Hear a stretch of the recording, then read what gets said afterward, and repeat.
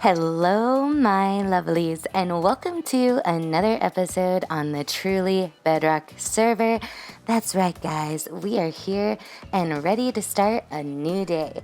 Today, I actually have some fun things in store. We are going to make some farms, flower farms to be exact, and we're going to decorate more of the underground base area because it's just a little too plain for me. And I'm sure we'll get up to some other shenanigans as well. But for now, without further ado, let's just get into the episode. Ow! Down here, it just seems so plain. I know I have the 2 nano farms, but it's just not me enough, you know? It's just boring and plain. And so, with the addition of the flower farms down here, which, by the way, I did off camera because I feel like you guys have seen me do Redstone. It's not that entertaining. So I'm gonna show you what the outside looks like and then we'll go check out the Redstone after. How does that sound to you? When you walk into the room, you will notice something different. And I really like how this all looks. I've continued the pattern over. I have changed it a little since there is redstone that I'm hiding. So you'll notice like it looks like a little pedestal right there, whereas the other ones don't have that. That's purely because I'm hiding redstone back there. But I really like how it looks so far. I think that the farms add a little bit of interest down here, but that's not all we're going to do today. We're definitely going to be adding a bit more to the interior just to make it pop a little bit. But now I guess I should show you the redstone behind the flower farm. It will come as no surprise to you guys that this redstone design is by Rogue Fox. I will leave his video in the description below, hopefully if I remember. If not, just look up Rogue Fox Flower Farm and this is it. So this is really simple redstone. You have a hopper minecart inside a dirt block with 2 repeaters, a redstone torch, and some redstone. Honestly, one of the most simple things I possibly could think of. It fit all 4 of these in a relatively small space, and it's hidden behind here kind of with all the other redstone that I've done.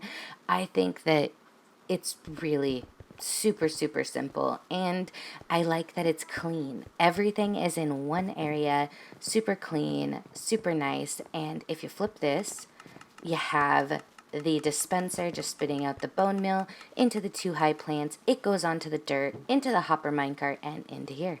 And glowstone, apparently. But yeah, super simple. The collection system is really nice. Oh, also, in the last episode, someone suggested that I put the levers on the outside of the log instead of on the inside on the piston. So I'm trying it. I'm not sure if I like it yet because it seems like a little obtrusive and I liked how streamlined it looked before. But we're going to try it and see what that does. And of course, someone mentioned that they think that the things are coming out of the side of the glass. And I think it is, but it looks weird to me if I put the half, like the whole blocks there. So I just don't mind leaving it like that. I think that it looks okay overall. And I mean, a little bit of loss isn't that big of a deal to me. So overall, I think that aesthetically it's pleasing. I really like how it looks. And we have gotten so much done and, you know, a lot of automation done. So I'm going to start working on the aesthetics down here. So we're going to do some decorating, I think. Before we get into the decorating part of today's video, you might notice something a little bit different about me. And that's because today is the Truly Bedrock stream day. It is the first one of season 2, and we did something a little special. I changed my outfit. We decided that we were going to do an all plaid stream day. Well, not all plaid, not everybody did it, but I did, and I have to say, I really like this outfit. I'm not sure if it's gonna stay or not, but yeah, I'm kind of digging it. I actually have a plaid shirt that looks almost exactly like this.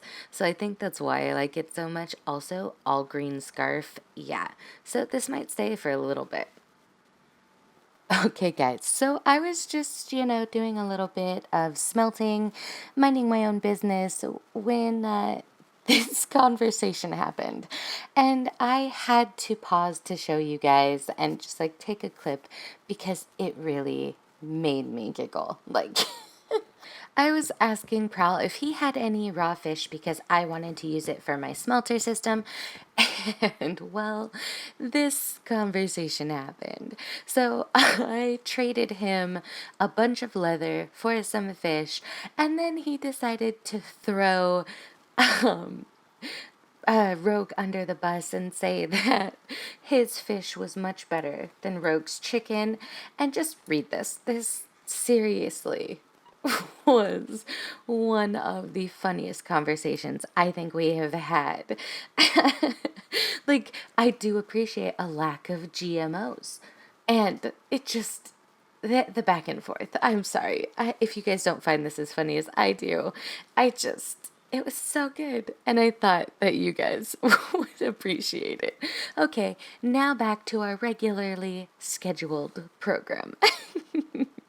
Well, it was bound to happen. Being on the server with a bunch of butthead boys. And, yeah, we've been pranked.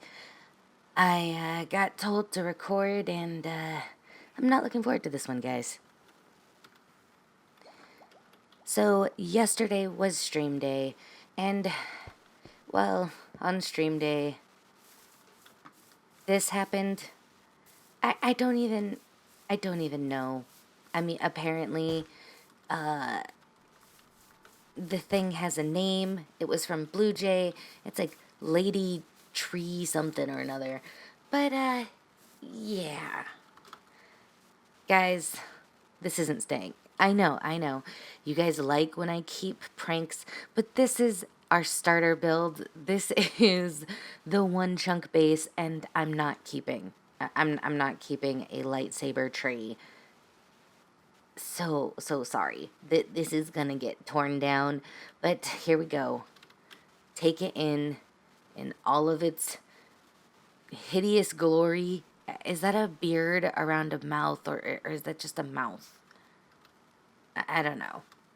Either way, thanks Blue Jay for our purple lightsaber. I'm okay with the purple lightsaber. I mean, I definitely prefer green, but purple's not so bad. Oh, man. Yep, yep, yep. And this is why we cannot have nice things.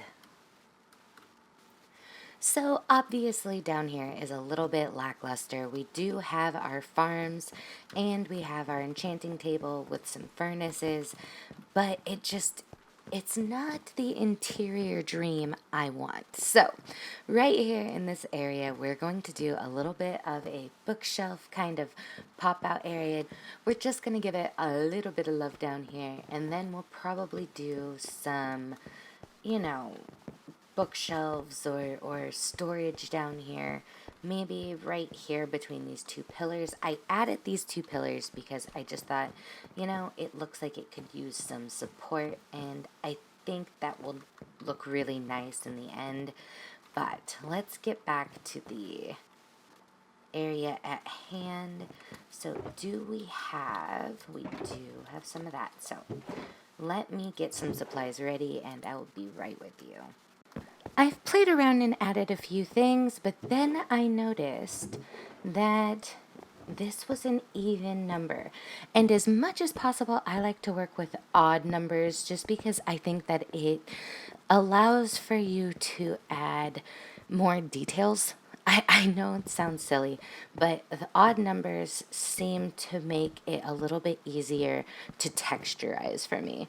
So adding that pillar to the side and then the pillar to the middle will kind of break this up a little bit. So let's just add in a few more bookshelves and probably another loom. I think that adds a really nice break in texture, because just adding the bookshelves kind of makes it look the same. So if I add a few more looms, they kind of give the illusion of an empty bookshelf.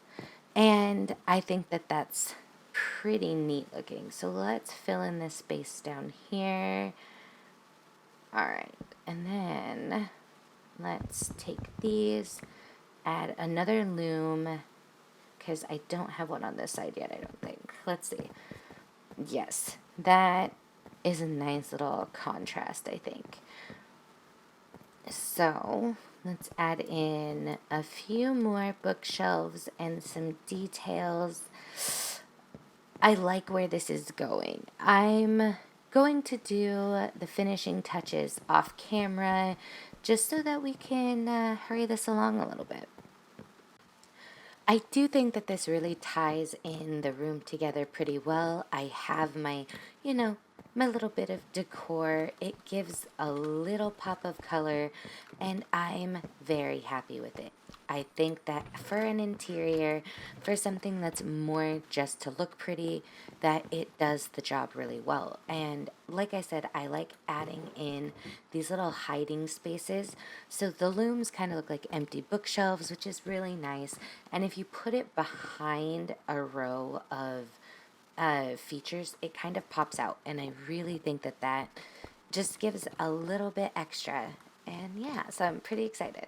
So now it's definitely time to get in the storage over here.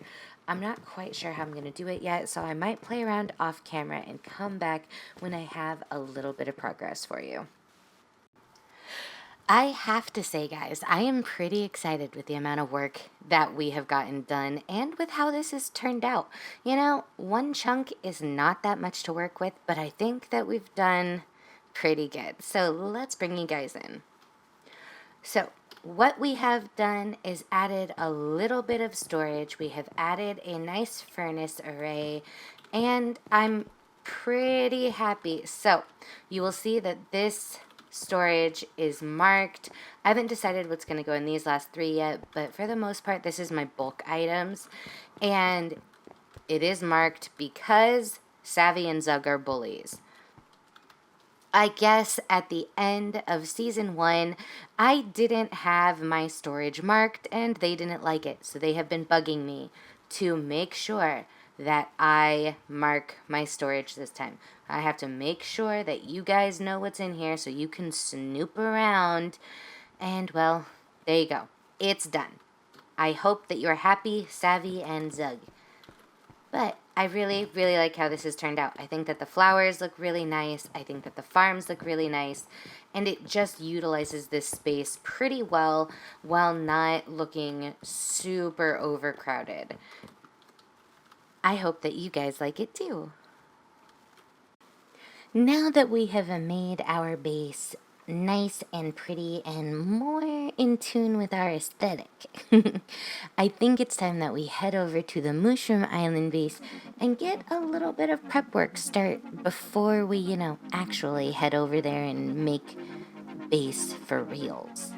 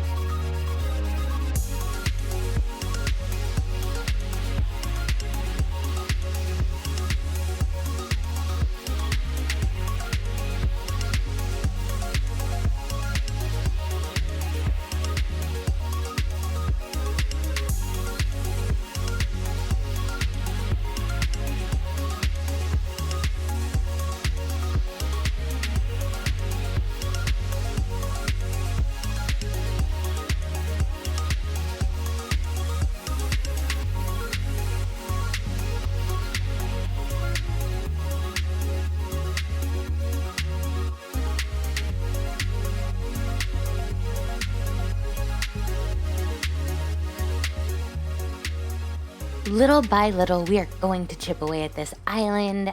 I know that that time lapse wasn't very long, and we didn't get a whole lot done.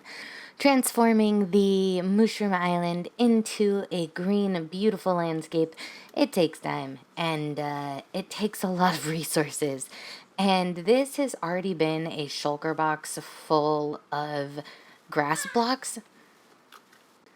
So this is definitely heavy on the resources, but we are going to chip away at it little by little. And I hope you don't mind the random time lapses while we wait. And while we're over here on the Mushroom Island, I wanted to talk to you guys a little bit about my plans. As you will notice, there's this line right here, right? And this line is where I am terraforming a cliffside. And you might be thinking that's a random place for a cliffside when there's an ocean here. And it's not that random at all, because right there is a ocean biome just kind of like snuck in between the Mushroom Island. And what I'm going to do is I'm going to do a mob farm there. And so I'm going to drain out this entire ocean part right here. I'm going to dig this all the way down to bedrock, and we're going to make a mob farm in the middle of my island. I'm pretty excited about it. It's going to be a big project, so it's not going to get done anytime soon, but I have started it, and I'm pretty excited for it because it'll be nice to have a mob farm at my base, because the update is coming, and in that update, if you guys are not aware, they are finally working on mob despawning, so we should get pretty good rates at my base, and I am all about it. I would really like to have my own supply of rockets. This season, I want to do a few more farms. So yes, we are going to be focused on getting pretty things done. We're going to make a very mega base. We're going to have a big old, like, circular, beautiful building, and it's just going to be lovely. And then all the terraforming. All the terraforming is happening. But I still am gonna do a lot of fun projects, like the Guardian Farm, which I think we're gonna start pretty soon. I have to double check with my partner in crime, but I'm pretty sure that's coming your way pretty soon. Unfortunately, my friends, that is all the time I have for today, but I will see you guys pretty soon in the next episode. Before you go, if you like this episode and you like me, be sure to hit that like and subscribe button because it really helps out the channel. And if you would like more JessiieB, I do have links in the description below to my Discord, to my Twitter, and my Patreon, and I am in all of those places pretty frequently. So without further ado, I will see you guys in the next episode of Truly Bedrock. Bye, guys.